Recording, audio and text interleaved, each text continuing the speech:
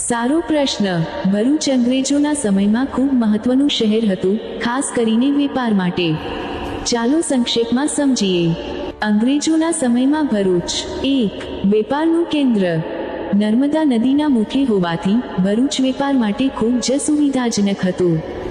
અહીંથી કપાસ, મગફળી, મસાલા, રેશમ, કાપડ અને હાથીદાંતનો વેપાર થતો. 2.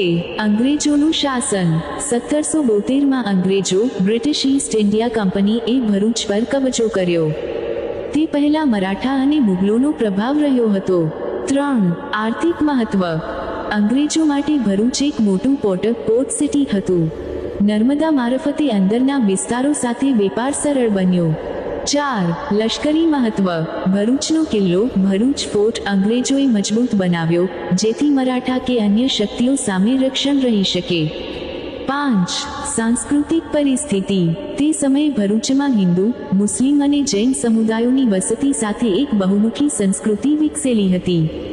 અંગ્રેજોના સમયમાં અહીં સ્કૂલો અને નવી શિક્ષણ પ્રણાલીઓ આવવા લાગી. અંગ્રેજોના સમયમાં ભરૂચ એક વાણિજ્યિક, સાંસ્કૃતિક અને લશ્કરી રીતે ખૂબ જ મહત્વનું કેન્દ્ર હતું.